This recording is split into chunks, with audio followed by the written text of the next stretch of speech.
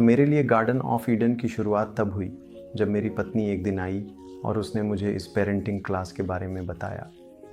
मुझे लगता है कि उसके अंदर गहराई से उसने सोचा कि मुझे बच्चों के प्रति कुछ सहानुभूति और धैर्य की कमी थी। कुछ पेरेंटिंग टूल्स। मैंने उसकी बात पर विश्वास नहीं किया, लेकिन मैंने उसे बताया नहीं।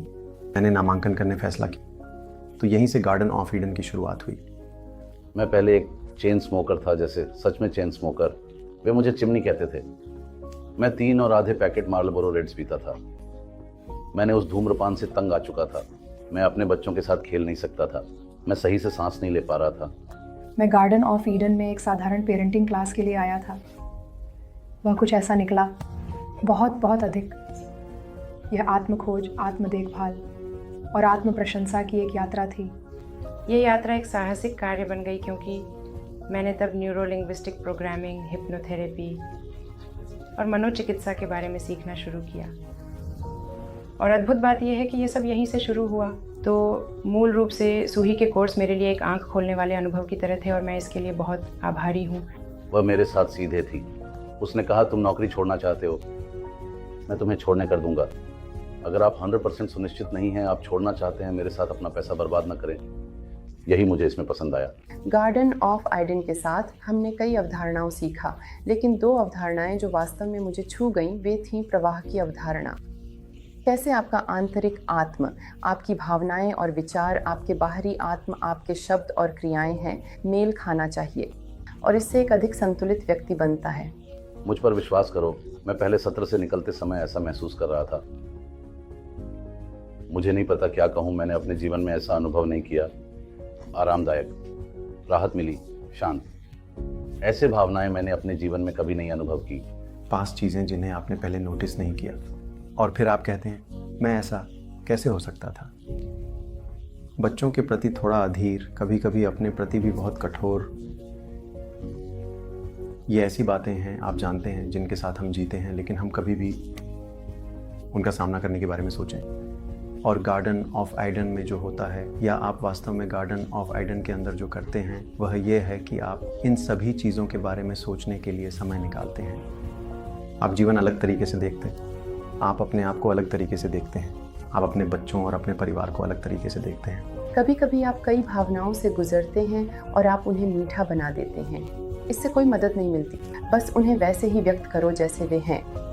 और एक और अवधारणा थी आपके जीवन का मानचित्र, आपकी वास्तविकता की धारणा। यह हर व्यक्ति के लिए कितना व्यक्तिगत है। यह बहुत बुनियादी लग सकता है, लेकिन यह सोचने की बात है कि हर व्यक्ति की अपनी वास्तविकता की धारणा होती है और हमें अपनी ज़िंदगी की तुलना या मेल नहीं करना चाहिए। नक्शे आँख खोलने वाला अनुभव था, ये मुझे ले आया। मेरे और ज्ञान और खोज के एक और आयाम, और ये एक प्रक्रिया है जो जारी रहती है। ये सीखने की प्रक्रिया है और मैं बहुत बहुत आभारी हूँ कि मुझे इसके शुरू करने का अवसर यहाँ उसके साथ मिला। दूसरा सत्र, जब मैं उसके घर से सिगरेट के बिना निकला, मैंने एक अंधे आदमी को सड़क पार करने की कोशिश करते देखा। मैंने अपनी कार सड़क के बीच में पार्क की। मैं नीचे आया, मैंने उसकी मदद की सड़क पार करने में। वापस आया, मेरी कार की ओर गया और ड्राइव किया। मुझे ऐसा महसूस हुआ कि आज तक मैं इसे अभी भी याद करता हूँ।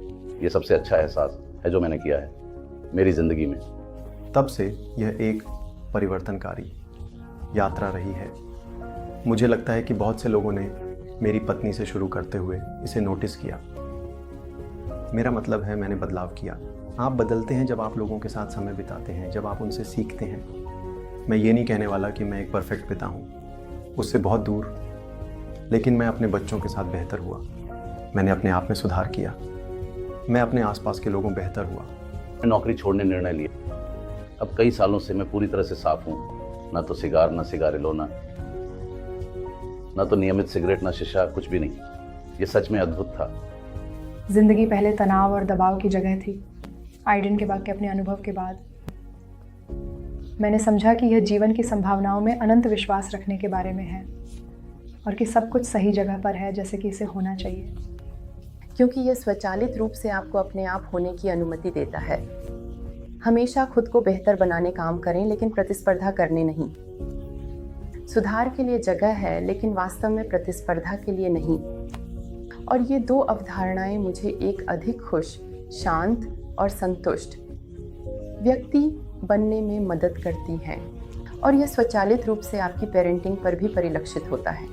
हम ऐसे हालात महसूस करते थे जहाँ चीज़ें तनावपूर्ण लगती थीं, लेकिन उन उपकरणों के साथ जो हमने आइडन के गार्ड में सीखे या जो हमारे पास थे, हमने समझा कि यह हमारी यात्रा का एक हिस्सा था।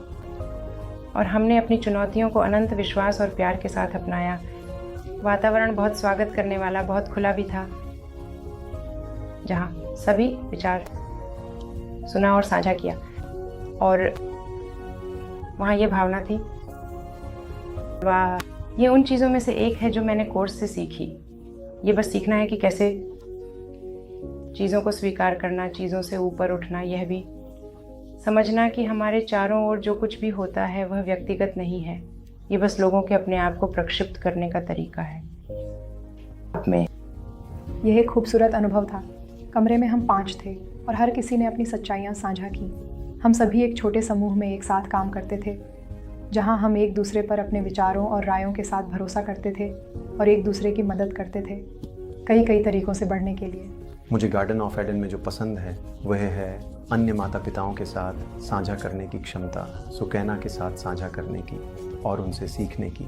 और आप चीज़ों को अलग तरीके से देखते हैं और आप अगली गलती करने से पहले खुद को सुधारते हैं। मैंने नहीं सोचा मैं धूम्रपान छोड़ दूंगा, मैंने वह किया। स्वखोज की यात्रा के परिणाम स्वरूप हम सभी बहुत बेहतर माता पिता बन गए, क्योंकि हमने प्रवाह की स्थिति में जीना सीखा, जहां हम अपने बच्चों को अपने सर्वश्रेष्ठ देने में सक्षम थे, क्योंकि हम बन गए, अच्छे बन गए जो हम हो सकते थे। हम एक आइटम के बाग में विश्वास करते हैं। मैं इस क्लास की सिफारिश सभी को करता हूँ।